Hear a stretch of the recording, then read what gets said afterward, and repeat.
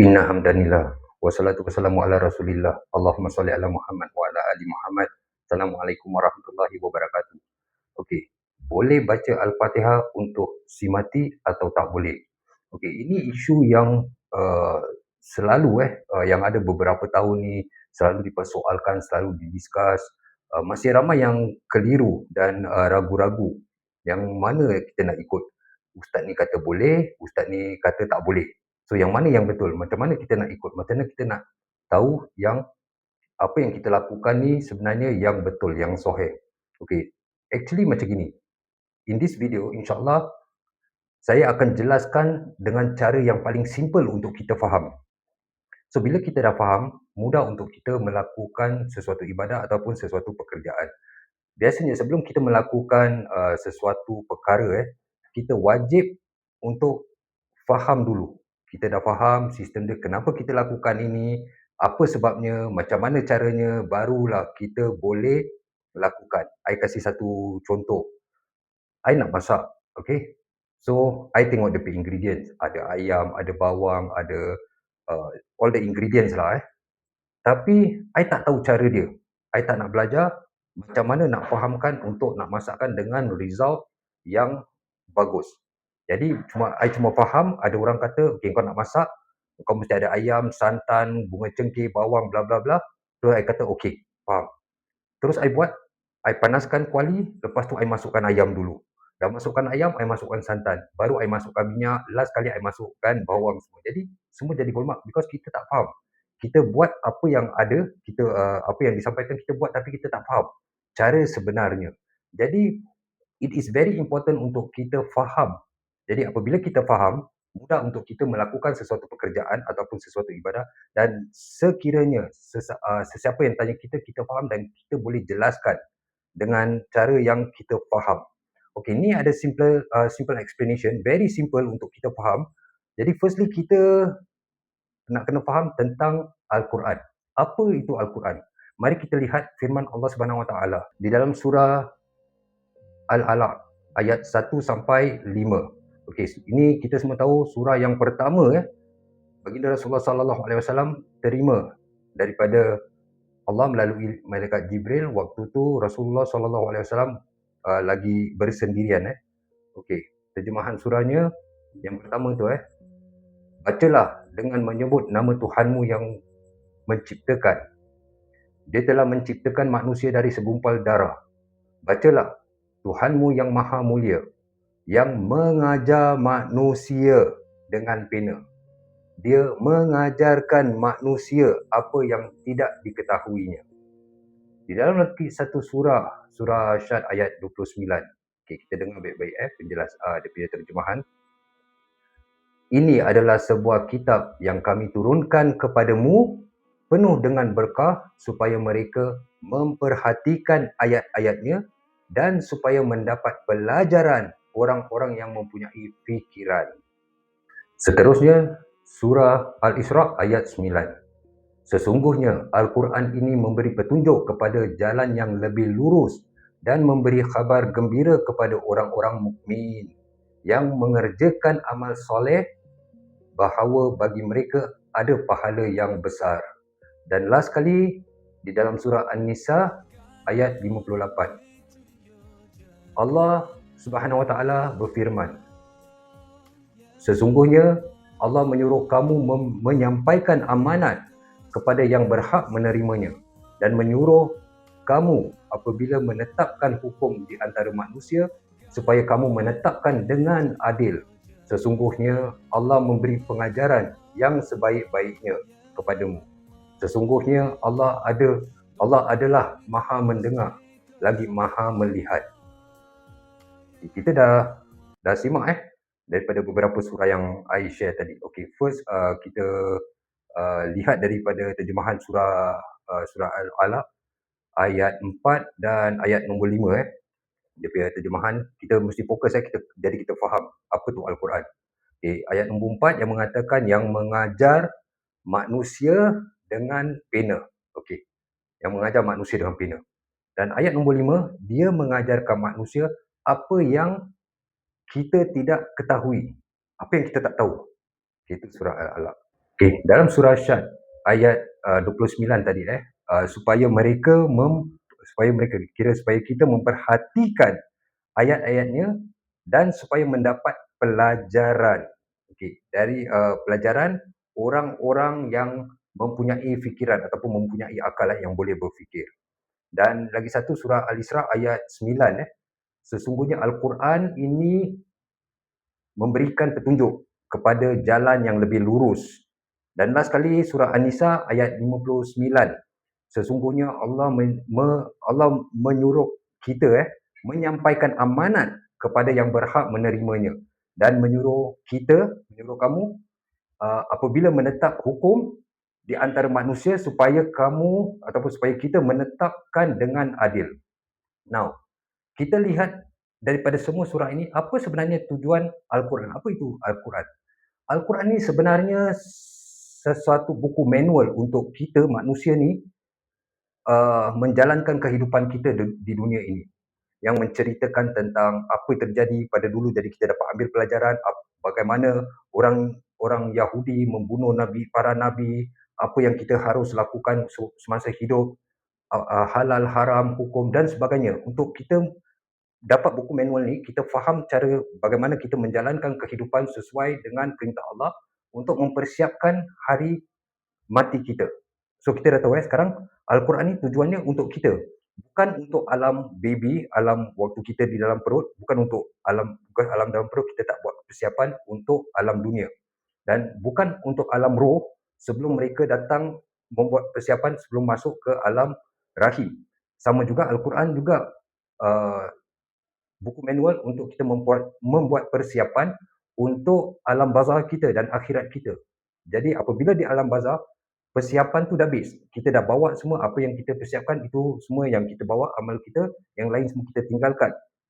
So, mari kita lihat sekali lagi surah Al-Fatihah yang I pernah jelaskan di dalam video yang sebelum ini, tentang Al-Fatihah ini adalah salah satu surah yang special yang Allah Subhanahu Wa Taala meletakkan di lidah kita, lidah orang mukmin. Okay, kenapa letakkan di lidah orang mukmin?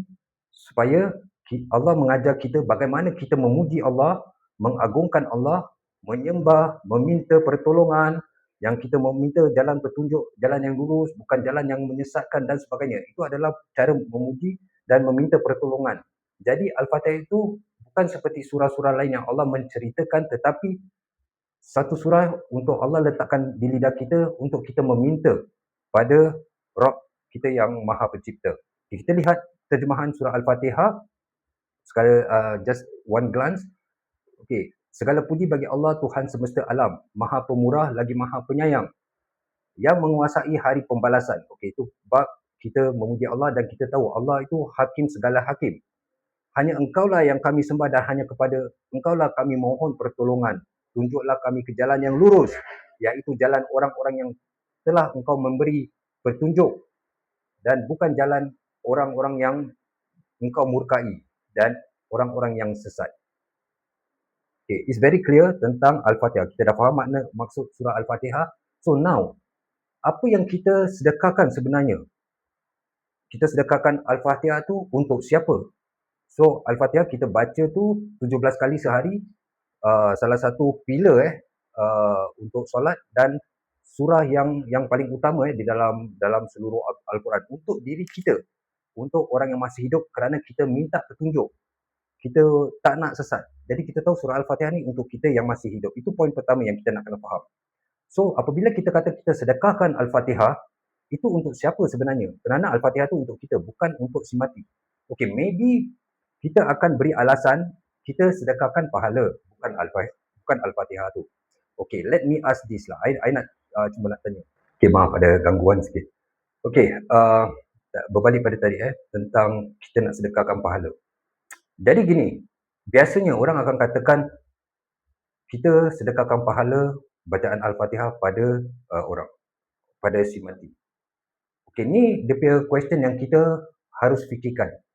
Apabila kita hendak membuat satu sedekah, okay, bermakna kita dah pasti, contoh I ada $50 yang I nak sedekahkan. I dah pasti I ada value $50. Value tu, dan itu dah jadi hak milik I. Bukan duit orang I ambil, I sedekahkan. Contoh I curi duit orang, I kasih, I tak dapat pahala sedekah because I curi. Tapi duit itu kalau dah menjadi milik saya, okay, then I boleh sedekahkan. And I know the value, $50 bermakna orang yang aku sedekahkan ni akan mendapat $50 value. Okay, so now, apa kita, apakah kita tahu berapa besar, berapa banyak DP size pahala yang kita bacakan untuk Al-Fatihah? Apabila kita baca Al-Fatihah ni, pahala tu berapa besar? Bentuk pahala tu seperti apa? Kita tak tahu apa-apa, itu semua rahsia Allah. Kita tak tahu apakah pahala tu sebesar Gunung Uhud atau sebesar sebuah rumah, kita tak tahu. So bila kita tak tahu value pahala yang besar, macam mana saiz tu, macam mana kita nak sedekahkan pahala tu, itu poin pertama. Yang kedua, pahala tu belum tentu kita dapat. Bagaimana kita nak sedekahkan apabila kita sendiri tak tahu apakah kita memiliki pahala itu ataupun tidak. Kalau I tak memiliki $50 tu, macam mana I nak sedekah? So orang ni kata dia nak kasih I $50.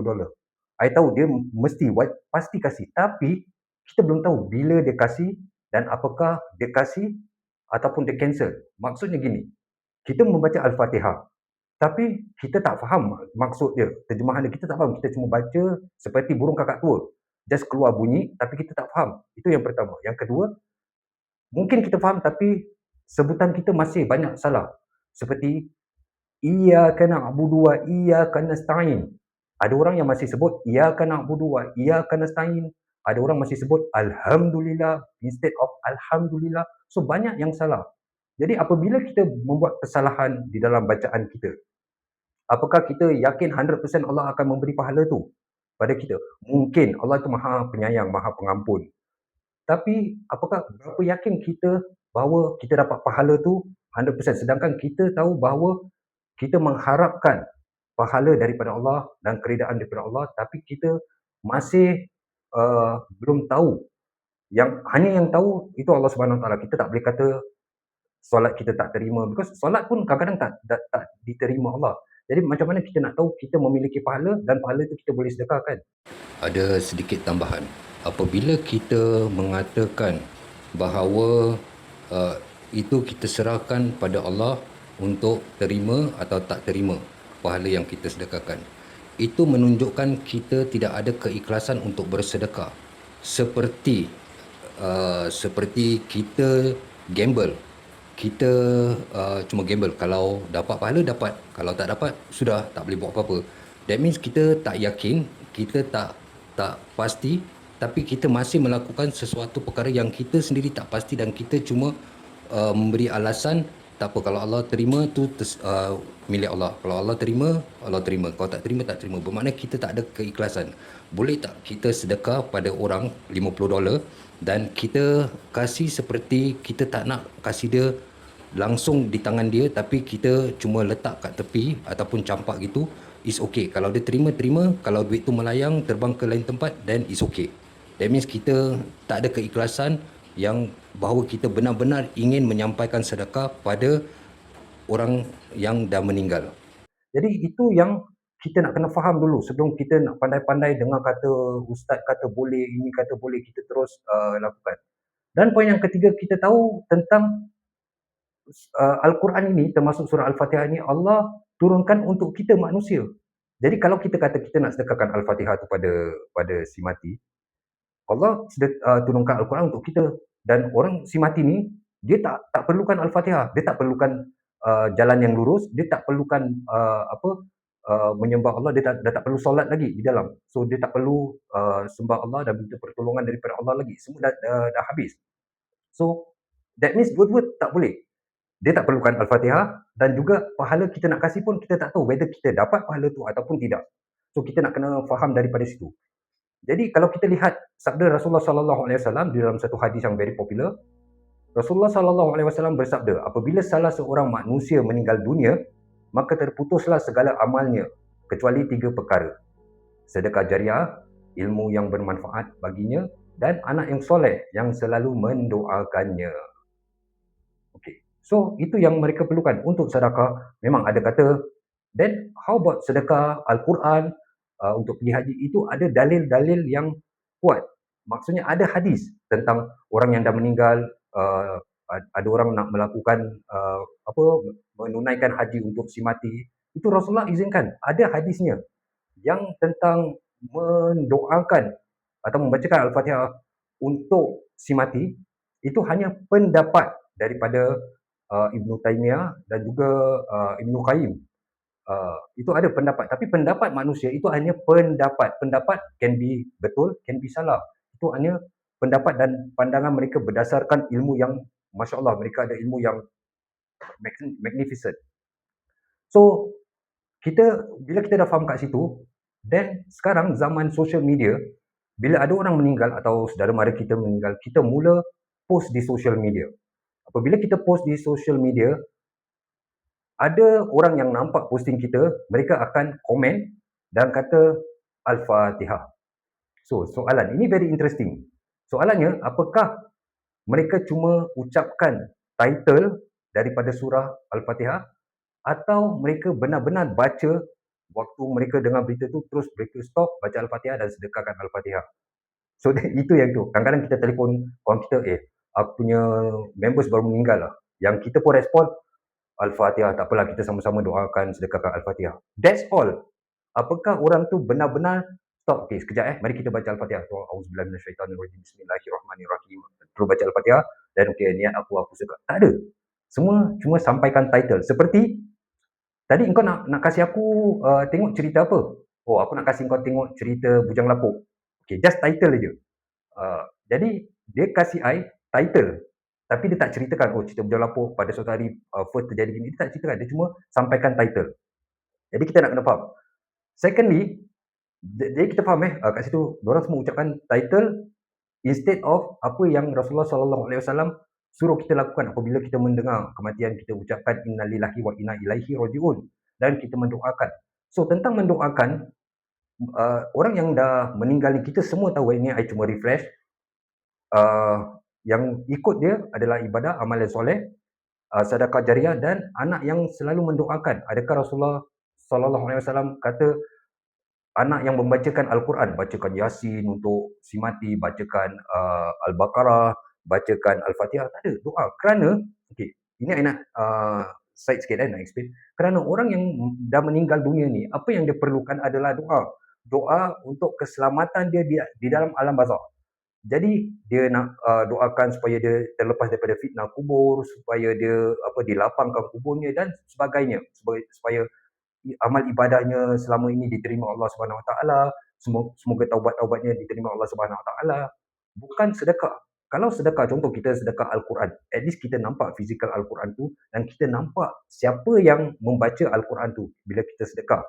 Dan itu ada di dalam hadis, bukan pendapat ulama. So, apabila kita sedekah, kita letaklah contoh Al-Fatihah ni yang kita sedekah ni sampai, contohlah, kalau sampai itu tidak akan membantu orang yang si mati tu di dalam alam barzakh. Because pahala tu dia akan dapat apabila di akhirat, waktu timbangan pahala dan dosa. So apabila kita sedekah pahala, dia di dalam kubur tu mungkin kemungkinan diazab. Tapi apabila diazab, nanti di akhirat, waktu timbangan, barulah dia dapat pahala dia. Dan kita nak kena fokus keduanya. Pahala yes, tapi tentang alam barzakh dia. That's why Rasulullah SAW mengatakan bahawa doa anak yang soleh, yang selalu doa, bukan hanya di dalam solat 5 waktu, di waktu-waktu yang free. Bila dia duduk sekejap, dia terfikir, dia doakan bapa dia ataupun arwah-arwah yang sudah meninggal. Jadi itu yang menjadi fokus. Bukan Al-Fatihah, bukan sedekahkan Al-Fatihah yang kita sendiri belum pasti kita dapat pahala ke tidak. Sometimes bila kita solat, kita tak tahu solat kita ni diterima ke tidak. Sama juga apabila kita baca Al-Fatihah, apakah Al-Fatihah aku ni diterima ke tidak, sebelum kita fikir tentang kita nak sedekahkan. Sekarang pun jadi satu trend, tadi tentang social media, sekarang pun satu trend, apabila orang meninggal, mereka akan pergi ke masjid, akan mencari imam-imam di masjid dan menyampaikan berita tentang kematian. Saudara saya baru meninggal, imam, saya minta imam beritakan, kabarkan dan ramai-ramai mendoakan, membacakan Al-Fatihah di masjid, especially hari Jumaat, saya perasan. Jadi imam pun membacakan, memberitahu dan membacakan Al-Fatihah untuk jenazah tu atau orang yang dah meninggal tu. Pernah tak Rasulullah memberitakan kematian in public? Ada orang meninggal, para sahabat meninggal, cucu Rasulullah meninggal, anak Rasulullah meninggal. Pernah tak Rasulullah atau para sahabat mengisytiharkan orang yang belum tahu? Kalau orang dah tahu tu lain, yang belum tahu ni, okey, dengar sini semua, hari ini baru si fulan dengan si fulan baru meninggal. Mari kita sedekahkan Al-Fatihah beramai-ramai. Pernah tak? Tak ada contoh. So kita jangan kata, oh kalau tak ada contoh ya tak boleh ikut. Kalau tak ada contoh ya tak boleh ikut. Itu sifat-sifat orang yang sombong. Kerana Allah Subhanahu Wa Taala dah berfirman, apabila ada perselisihan, ada khilaf, kita harus berbalik pada Al-Quran dan Sunnah. So apabila kita kata kalau Rasulullah tak contoh, tak larang, is okay. That means kita punya kesombongan tu seperti Rasulullah tu tak important. Jadi apa tujuan Allah Subhanahu Wa Taala utuskan seorang nabi untuk kita kalau kita tak nak ikut nabi tu? Apakah kita nak jadi orang-orang Yahudi yang membunuh, mencela, menghina, mengetepikan semua nabi-nabi? So kita apabila orang kata kau macam Yahudi, kita tak boleh terima. Kita rasa itu seperti satu insult. Tapi kita tetap melakukan perkara yang Rasulullah tidak ada contoh daripada Rasulullah sallallahu alaihi wasallam atau para sahabat. Okay, now I know ada yang masih tak boleh terima. Okay, nak tahu kenapa tak boleh terima? Because kita dah terbiasa dengan perbuatan bid'ah. Kita dah terbiasa dengan cerita dongeng yang disampaikan oleh ustaz-ustaz. Because hati kita tak tunduk dan tak taat pada Allah Subhanahu Wa Taala. Dan kita masih ada sifat sombong di dalam diri kita. That's why susah untuk kita menerima dan mencari susah untuk kita menerima kebenaran dan kita continue untuk mencari pembenaran, justification untuk kita supaya kita tak rasa bersalah, supaya kita rasa apa yang aku lakukan ni baik, apa yang aku lakukan ni baik. Jadi ustaz-ustaz pecinta binaan ni suka menggunakan hadis dhaif atau hadis maudhu atau akan continue mengatakan kata ulama ulama mana? So come on ustaz-ustaz, jujurlah apabila nak menyampaikan ilmu, jujur. Kalau kata ulama mana? Kitab apa? Contoh daripada ulama ini, daripada Ibn Taymiyah, ia menyatakan seperti ini, bla bla bla bla bla. Okey, kita boleh rujuk ke hadis ataupun di buku ini, di nombor ini dan sebagainya. Jadi kita orang awam boleh cari tahu dan boleh faham. Kalau kita kata tentang Ibn Qayyim di dalam kitab Ar-Ruh, dia pun ada berpendapat bahawa boleh sedekahkan bacaan Al-Quran. Dia tak kata Al-Fatihah, dia kata sedekahkan bacaan Al-Quran. Tapi kita nak kena faham ini adalah pendapat, pandangan, bukan sesuatu yang pasti. So, I kasih satu contoh lah. Kita mempunyai anak mungkin umur 12 tahun. 12 tahun imagine umur 12, ataupun 10 tahun. Dan anak kita profesional masak. Kita dah masak berpuluh tahun di rumah.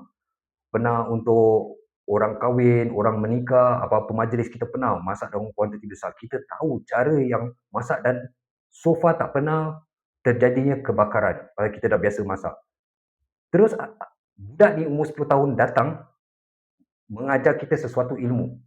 Dia kata, masak ni semua betul. Tapi untuk menghindarkan kebakaran, sebaiknya kita ambil kain basah, towel basah, kita alas di bawah sebelum kita letak dapur arang tu supaya jika ada percikan, insya-Allah tak terbakar because di bawah tu semua basah, kain basah. Tapi kalau kita letak kertas seperti surat khabar semua, itu mudah terbakar. So, budak ni umur 10 tahun, baru belajar, baru dapat ilmu tu dan dia sampaikan. Apakah kita nak kata, engkau baru belajar dan pandai-pandai nak ajar aku? Adakah kita nak katakan seperti itu? Atau kita nak tanya, dah berapa tahun kau nak belajar, kau nak ajar aku yang dah experience? So, itu semua sifat-sifat kesombongan yang ada di dalam diri kita yang membuat kita tak boleh terima. Jadi, apabila ada khilaf, seperti yang tadi saya katakan, kita harus berbalik pada Al-Quran dan Sunnah seperti mana Allah Subhanahu Wa Taala berfirman di dalam surah An-Nisa ayat 59 yang berbunyi, wahai orang-orang yang beriman, taatlah kepada Allah dan taatlah kepada Rasul serta uli amri di antara kalian. Jika kalian berselisih dalam satu hal, maka kembalikanlah kepada Allah dan Rasulnya. Jika kalian benar-benar beriman kepada Allah dan hari akhir, yang demikian itu lebih utama. Yang demikian itu lebih utama bagimu dan lebih baik akibatnya. So Allah dah beri kita jalan, dah beri kita peringatan. Bila ada khilaf, Bila ada kata pendapat ulama, so kenapa kita nak kena confuse? Kenapa kita nak kena ragu-ragu? Ni nak ikut ustaz mana ni? Ustaz ni kata boleh, ustaz ni kata tak boleh. So, kalau lupa tentang my explanation, boleh start balik tengok tentang pahala. Kita belum confirm, kita belum yakin, kita tak tahu pun berapa besar pahala, macam mana kita nak sedekah pahala tu sedangkan kita sendiri tak tahu apa yang kita dapat. Apakah kita dapat pahala ataupun tidak, berapa besar, berapa banyak pahala tu kita boleh sedekahkan ataupun tidak. Dan kita sendiri perlukan pahala untuk diri kita. Memang sedekah tu kita sedekah, kita dapat pahala dan orang tu dapat pahala. Tapi kita juga perlukan. Ini bukan tentang selfish, tentang benda yang kita perlukan di dalam dunia ini untuk persiapan kita di akhirat. So semoga video ini memberi penjelasan yang lebih jelas. Jadi you all boleh membuat keputusan sendiri apakah boleh kita sedekahkan Al-Fatihah pada si mati ataupun tidak. I tak nak kata boleh ataupun tidak. I bukan anti semua mana-mana ulama. I cuma berpegang pada hadis dan Al-Quran. I tutup video ni dengan subhanakallahumma wa bihamdika asyhadu an la ilaha illa anta astaghfiruka wa atubu ilaik. Assalamualaikum warahmatullahi wabarakatuh.